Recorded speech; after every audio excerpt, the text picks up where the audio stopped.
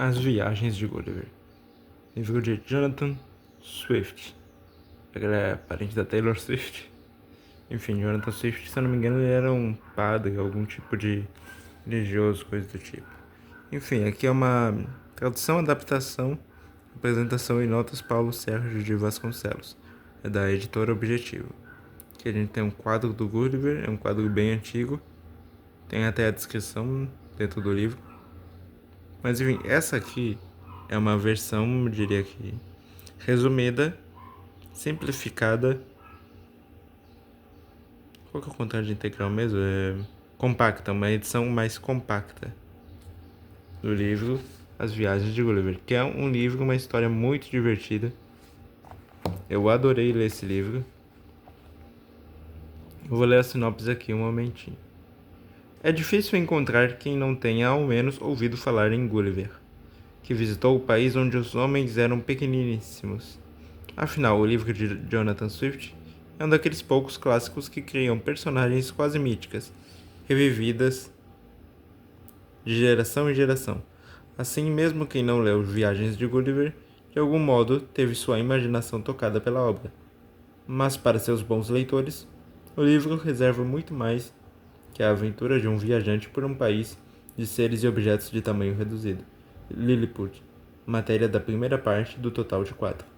E muito mais do que um puro relato de aventuras, pois nele são impiedosamente satirizadas as mesquinharias da política, as pretensões da vaidade e do orgulho, a sede do poder e outros vícios e crimes de que é capaz o homúnculo Yahoo de todas as épocas e de todos os países. A imagem da capa é de Paul Gavame. O nome do quadro é Exército de Lilliput passando entre as pernas de Gulliver. Que é o livro aqui dentro. É um livro sem imagens, só para deixar claro. Livro sem imagem, não possui figuras. Ele tem cerca de, se eu não me engano, 174 páginas, ou um pouco mais que isso. Aqui tá. Aqui temos o índice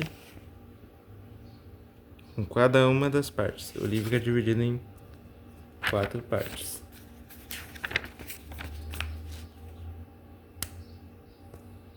Aqui tem uma apresentação. Eu não vou ler, mas vou... Isso aqui, ó. O Jonathan Swift, ele era um prosador, secretário de diplomata e também sacerdote. Ou seja, ele era um religioso também. Aqui tem a história dele, ele era da onde mesmo? Ah, da Irlanda, ele era irlandês. Esse livro, ele aborda um personagem inglês, né? Mas ele é... Como é que eu posso dizer? Bem crítico ao comportamento humano, ao comportamento social da sociedade da época. E, cara, o pior de tudo é que cada uma dessas críticas continua valendo para os tempos atuais. Porque a sociedade mudou muito pouco desde então. Cara, todas as descrições de vícios e coisas ruins da humanidade que ele menciona, né, o vício pelo poder, a sede pelo poder, atitudes erradas, cada uma delas permanece ainda hoje. É impressionante. Então as coisas assim não mudaram muito, né? Digamos. Assim, a primeira parte que é em Lilliput, que é a mais famosa, às vezes as pessoas pensam que Lilliput, que as Viagens de Gulliver é só a história de um cara que parou numa ilha que é um país onde todo mundo é pequenininho. Todo mundo é tamanho, sei lá, 5 centímetros, eu não sei qual era o tamanho do pessoal. Esqueci, aqui no livro que descreve, inclusive, mas eles são bem pequenos mesmo, acho que melhor que isso até. Mas assim, não é só isso, né? A pessoa pensa, é só um livro de um cara que vai numa ilha onde tem pessoas pequenas e depois numa outra que tem gigantes. É isso, mas não só isso. É uma crítica social fortíssima e muito bem aplicada, muito bem escrita. Não é feito de uma maneira torpe, de uma maneira assim, jogada, mal colocada. Esse quadro é muito bonito, né? É de uma maneira bem legal. E depois tem a terceira parte, que é o menos curto, que é ele viaja por vários países. Tem um lugar lá que o pessoal é meio matemático, o pessoal fazia tudo com os ângulos. Essa parte, a terceira parte, eu confesso, não me cativou tanto. Mas a primeira, a segunda e principalmente a quarta parte, que ele vai no país dos Huains, Desculpa, vou dar um spoiler aqui, que é um país habitado por cavalos. E os cavalos são racionais, inteligentes, tudo. Essa parte acho que foi a que eu mais gostei mesmo.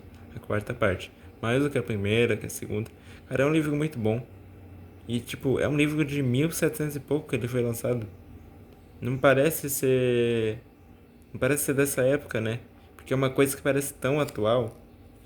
Impressionante. Parece que desde sempre a humanidade sempre teve os mesmos problemas, os mesmos vícios. Eu não tô aqui pra fazer juízo de valor.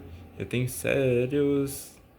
Como é que eu vou dizer? Eu tenho os mesmos vícios aí de qualquer ser humano, mas assim, infelizmente não mudamos nada.